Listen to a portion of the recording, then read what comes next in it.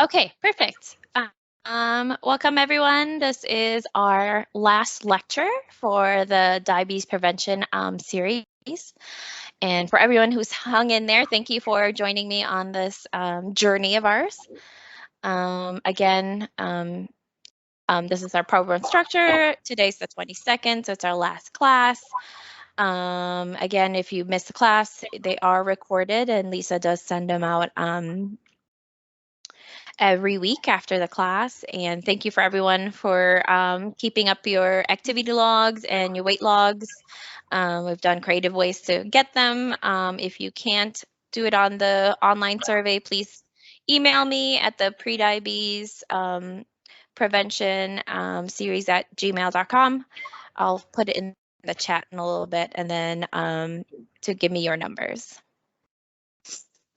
Of course, our goals are always to stay active at least 150 minutes weekly, keeping a log of your weight, doing your best to track your food, and thinking about what went well and what didn't go well.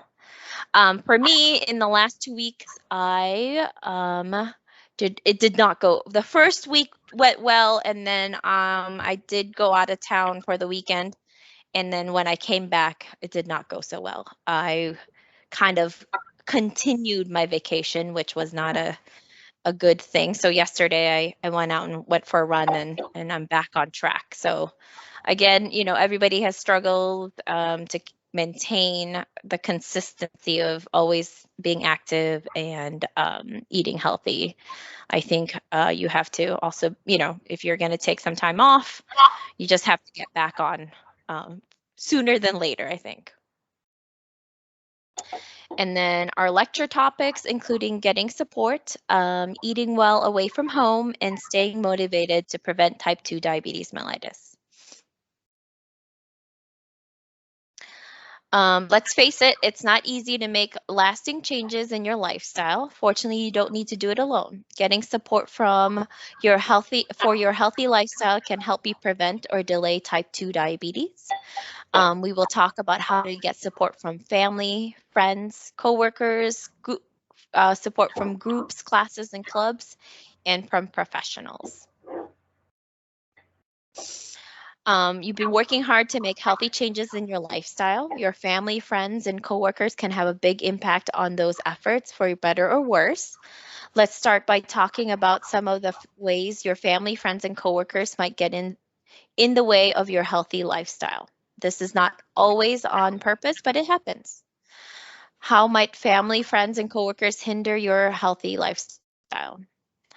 They can hinder your healthy lifestyle when they buy and cook unhealthy items, complain about the items you buy and cook, criticize you for failing to reach your eating and fitness goals, eat unhealthy items and offer them to you, invite you to do things that involve sitting or laying around, make it hard for you to find time to be active, refuse to do active things with you, and tell you you're fine the way you are, so you don't need to change. Now let's turn this around. How could family and friends and coworkers support your healthy lifestyle? To support your healthy lifestyle, they could agree to do active things with you, buy and cook healthy items, eat healthy items and offer them to you, encourage you to stick to your healthy lifestyle, invite you to do active things, praise you for being active, praise you for the healthy items you buy and cook, and telling you you're making great progress. Your family and friends and coworkers care about you and want you to do well, but they might not understand what you're doing and why you're doing it, or they might not know how to support you in your effort. It's up to you to tell them. How could you get your family and friends and coworkers to support your healthy lifestyle?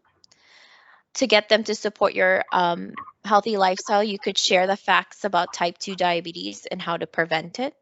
Tell them why you're trying to lead a healthy lifestyle. Ask them nicely to support your efforts. Give them regular updates of your progress and set some family rules. You could also invite them to be active with you, plan and shop for healthy meals with you, and cook and healthy food items with you.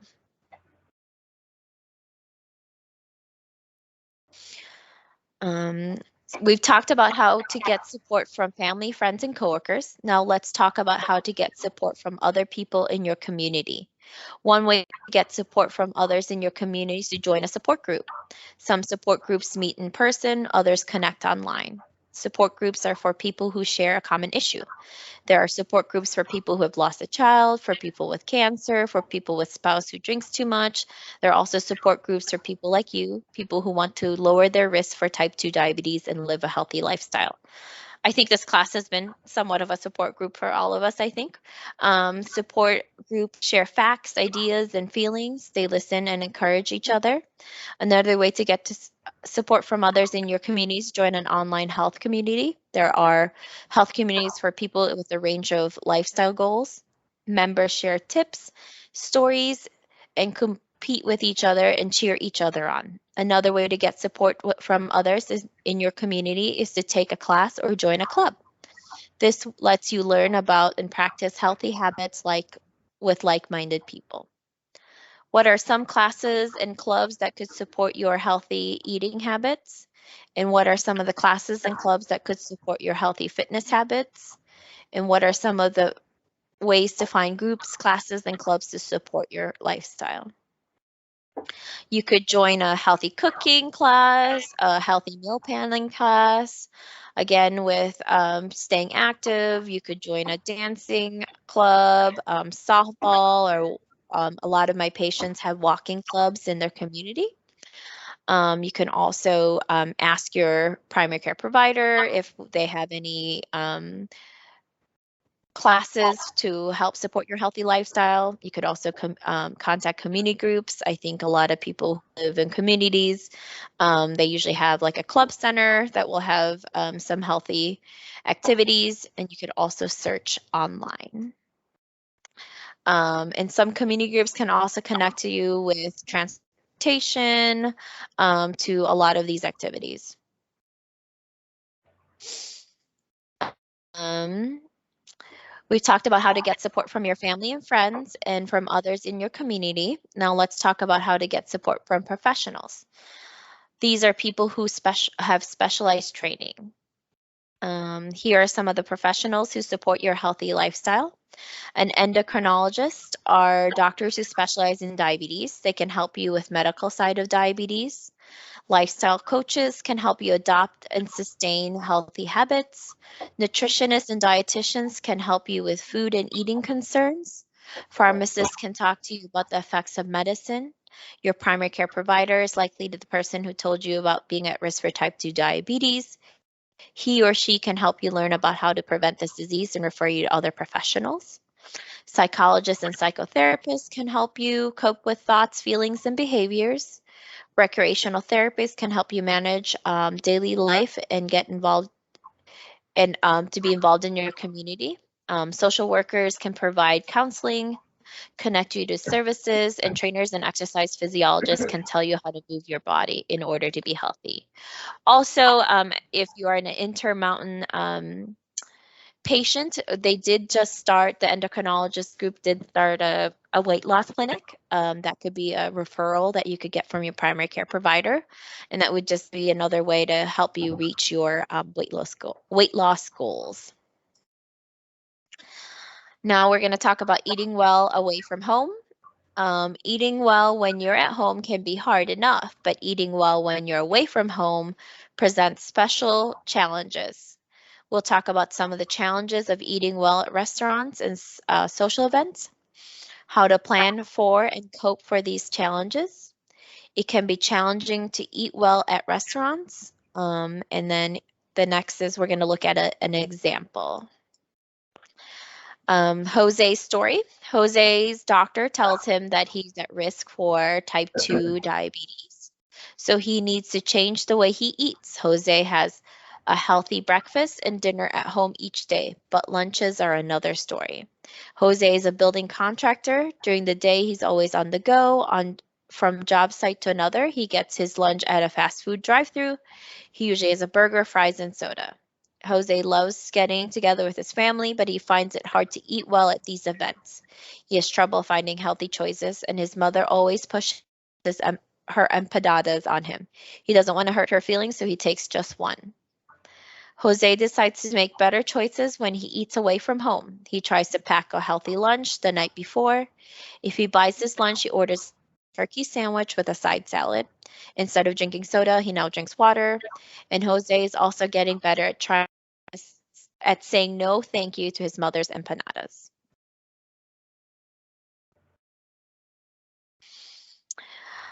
So it can be challenging to eat well at restaurants. Challenges at restaurants include large portions, no healthy choices, not knowing ingredients on how the food was made, tempting food, wanting to be polite, and wanting to get your money's worth. So what we want to talk about how to plan and cope for these challenges. The first thing you want to do is choose a restaurant. And in order to choose that restaurant wisely, it's a good idea to look at the menu in advance. How can you find the menu? You can find the menu usually online, or you can pick it up in person. And what type of foods will you look for in the menu? Food that is low in calories, low in fat, low in sugar, high in fiber and water, high in vitamins, minerals, and proteins. You can also ask for a healthy swap. For instance, you could ask for a side salad or steamed veggies instead of French fries. Many restaurants are happy to do this. In some cases, you may need to pay a little extra, but it's worth it. I have a girlfriend, her name is Kim, and she is a fitness instructor, and she does not cook. She eats out 99% of the time. And she said that she has found ways to make healthy substitutions at all her favorite restaurants, and that for her and her family. So she has a family of 4, and she just eats out and orders healthy. And she is very fit, very healthy. So there's definitely a way to get creative when ordering food out that you can maintain a healthy lifestyle. So I think it's just thinking about healthy ways you could swap for things. Can I have this baked, steamed, broiled, grilled instead of fried? You can have dressing, sauce, gravy, sour cream, and butter on the side. You can also ask for things to be cooked in vegetable oil instead of lard or butter. You can have extra veggies on the sandwich instead of cheese. You can have a baked potato instead of fries. You can have a salad instead of a coleslaw. You can have fruit instead of dessert. And then you can have skim milk with your coffee instead of half and half.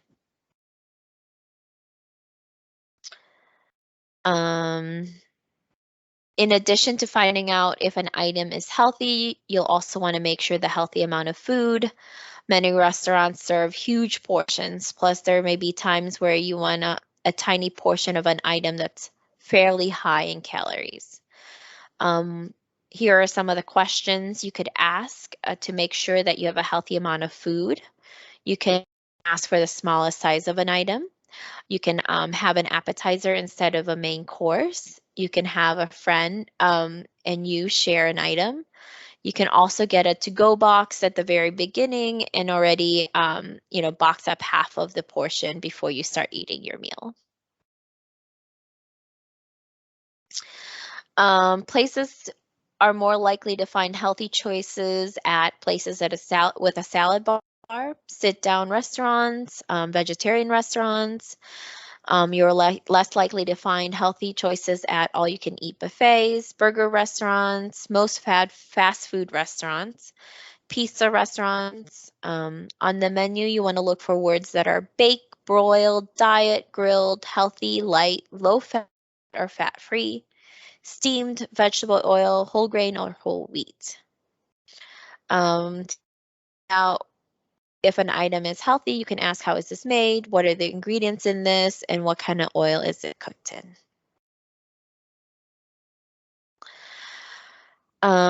So we've talked about the challenges of eating well at restaurants. Now let's move on to social events, especially important now that we have the holidays coming up. What are some social events that might involve food? And that includes probably cookouts, holidays, showers, sports games, wedding, work parties.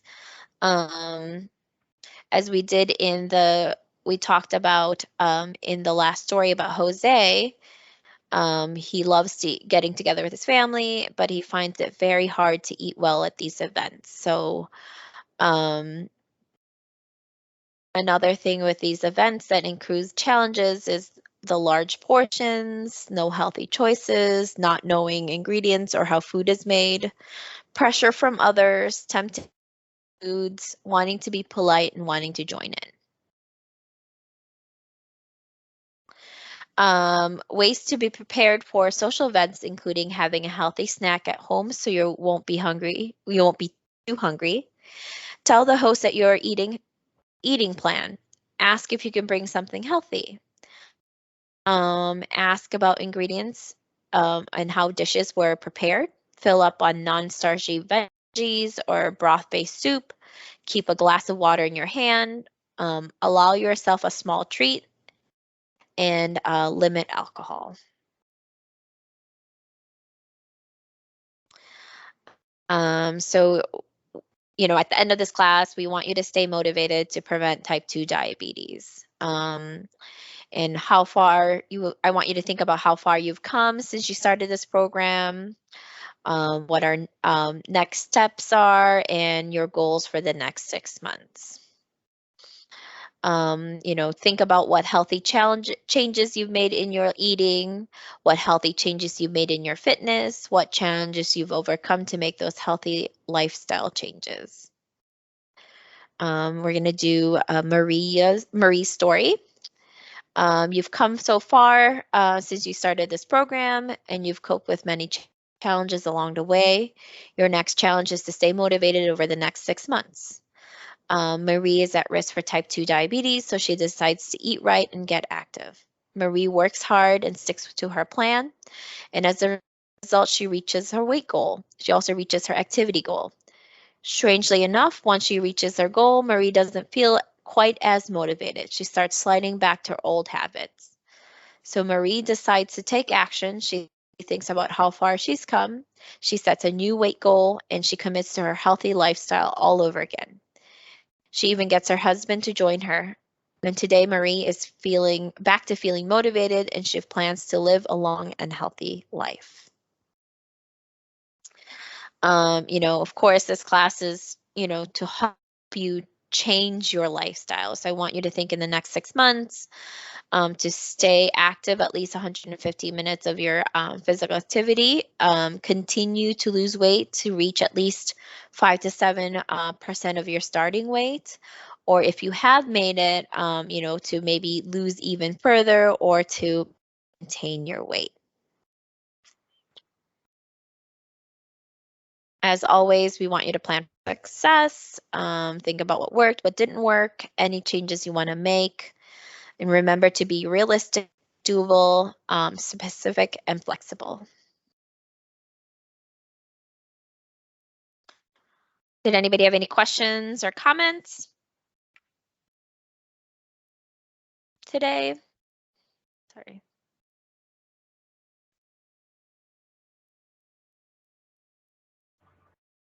I have a question. This is Judy Wieneman. Hi, Judy. Hi. Okay, so is it when you're craving a sweet, say a chocolate, you could either buy a piece of chocolate cake from the store, or you can make yourself some cookies or brownies at home. So which would be the better choice, to buy it in the store and maybe cut half of it, put half of it in the freezer, or to make it at home, which you know what the ingredients are?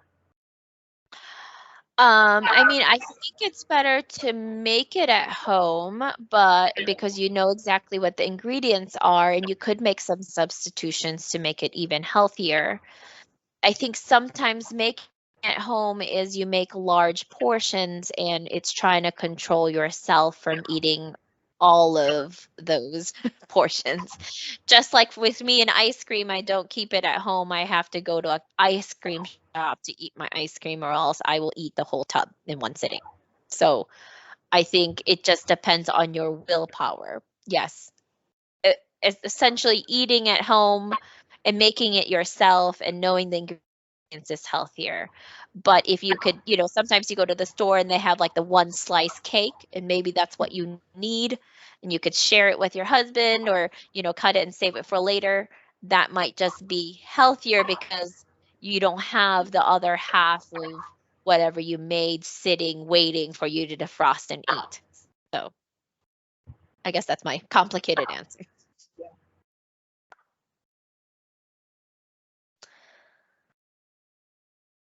Does anybody else have any other questions, concerns today?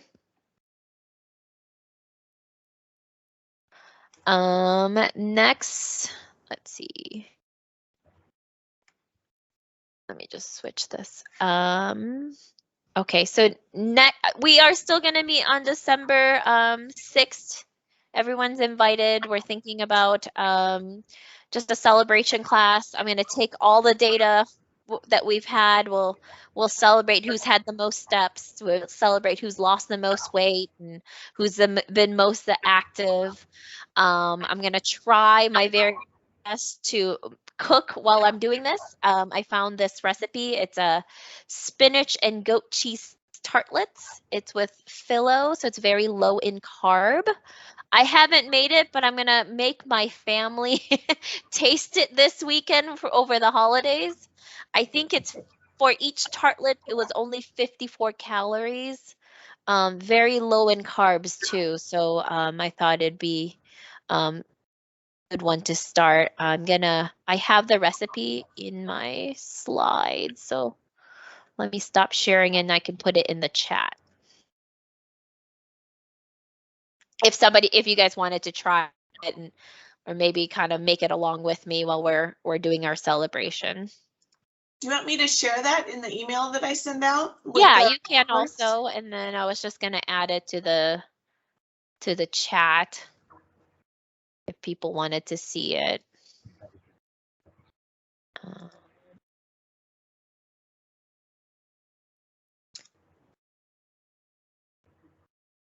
So they looked really good. So I'm excited to make them and I'm excited to give it a try. So now, like you could do like three or four for lunch with a side salad or something, because I think it makes 24. Again, if you're making 24, there's that worry that you're gonna eat all 24. So. But you'll know the ingredients, and it's all good ingredients. It's tough, I think, when you make things at home is the portion control, trying not to eat all of the things you've made. So just like Thanksgiving, I think we have a big challenge coming up this week, trying to stay on top. So I signed up for a turkey trot, so I'm going to be running I think it's a 12K, so I'm going to be running like 7 miles at 7:30 that morning, so I'll feel good about eating all of the things that I hope to eat. So I've been trying my best to stay active, I guess is what I've been doing. So, and I just want to say I think this class has been great for me also. It has helped me reset my healthy goals and lifestyle goals, and it's really hard to lecture people on how to eat well and how to stay active and not eat well and active. So I thought it's been a wonderful thing to do. Did anybody else have any questions, concerns, anything else I can answer? Where is the turkey trot, Rita? Oh, it's by Hoover Dam. Oh, it is. Yeah, we've done it quite. We've done it, and our son and daughter will be there as well. Okay, I'll be there. Yes, I've never done it before. I'm usually at my grandma's for Thanksgiving. My husband has to work this year, so we have to stay home. So I signed up for it. I think I can finish it. I just don't know how well I'll finish. I used to be pretty fast. Then I Well, had a baby. if you see several people wearing costumes, my daughter got costumes for her and a couple of other people. It's a fork, a spoon, a knife. So it's a long, it's the head is the spoon cut out, and then you have a long tail. And so if you see a fork, a knife, a spoon running along, I will say hi. Definitely. that's I'm my excited. Yeah. Oh, That's fun. awesome. One year we all had chef hats and aprons on. So the six of us all ran with chef hats and aprons. And another time we had we had some kind of turkey costumes on also. It's fun. Oh, I how mean, fun. Yeah. there's a lot of people. There's a lot of people that go. Are people costumed? I mean, I'm not ready with a Yeah. costume. Yeah, most of them are not, but some of them are, and it's, it's always fun to see them. Yeah. Sounds good. I'll have to be better prepared next year, I guess. It was a last minute decision. Yeah. It was the guilt from not being active last week. So I was like, I had to get back into it.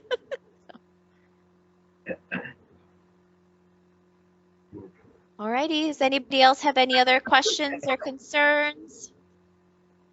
And then in December 6th, we're just going to do like final closeouts. I really would like your opinion on the class.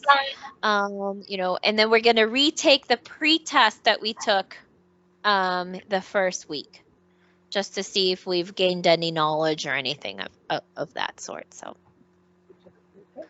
it'll probably be the same. I don't remember Format. taking. I don't remember taking a pre-test. Did we? You did. At least on my chart, I'm pretty sure you did it. It was the 90. It was the very beginning, I think, before we even started the class. It was a true-false questionnaire. Does that sound familiar? No. Not at all. We don't remember. Okay. I'll have to look in the data and see if you're in there. Grace, did you want to say something? Yes, ma'am. Good morning. At the Morning. beginning, I have a difficulty on the sound, but it's okay now. The next question is that as of today, I still have not gotten my pedometer. Did you not go pick it up at Nature Park? No, I didn't because I wasn't so sure you sent it there before I go there. Oh yeah, I met with the nurse practitioner there, and I handed it to her, and it was Okay, and what's her name? Did she say her name is Sandy? Sandy Holder. Mm-hmm. Sandy Holder. Okay, I will. Yes. I will make a trip there. It's only like 10 minutes from me. Yeah. So she has it. I handed it to her.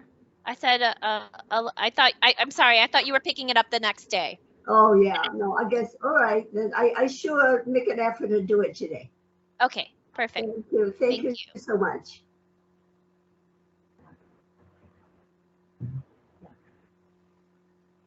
Okay. How does the monitors that you wear on your wrist, pedometers, they're really not particularly accurate. How does the smart Fitbits or SmartBits or whatever that, how do they calculate the steps that you're walking? Is it, you put it on your, I don't understand how, I guess I don't understand how it works or where it calculates. How does it calculate a step if you have it on your wrist? I think it's like still your movement, the swing of your arm, those type of things. The Fitbits and the Garmins and all that stuff, their technology is just more sensitive, so it's not going to count me moving my arm this way. And I don't know how the magic happens, I guess, but it is you know, because I think they just use better technology, it is more accurate. A lot of times, sometimes, you know, they'll do the GPS too, but I'm not sure if that's always what's going on. But I think it's just you know, a better item, or, you know, a higher quality item, and that's why it's just a little bit more accurate. And I have watched my steps and ran the miles and calculated, and it's pretty accurate as far as when I'm running and what my steps are and what the mileage equals the steps, and it's about the same. So, but I wear a Garmin, so I don't know. But I don't know exactly what the technology is, but I think the technology is just, it's just better. And that's why it's more expensive, I think. But I guess, yeah, you could cheat your own, the one I gave you by playing cards, I guess. Well, actually, the one that we got from this program, if you, like, when I go shopping, if I have it on my left hand, I'm holding my left hand is not moving at all. I'm holding my purse, or I'm resting my arm on the purse. So if I go shopping in a store, I'm doing 0 steps with my left, I'm doing 0 steps because the calculator is on my left hand. If I put it on my right hand, I guess I become more aware, and so I'm swinging my arm as I'm walking through the store. But I find it not to be particularly accurate. Yeah, I think it's just, you know, it's very like crude, I guess is the word. It's not, it's, how much was the pedometer? Like $3 a pedometer, I think, or something along those lines. So I think the technology is about the moving of the arms versus, you know, other ways that they can calculate the steps. And like you said, you could cheat it or really lose out if you're not moving your arm.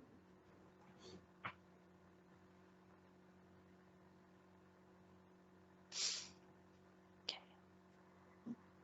Alrighty. Does anybody else have any other questions today?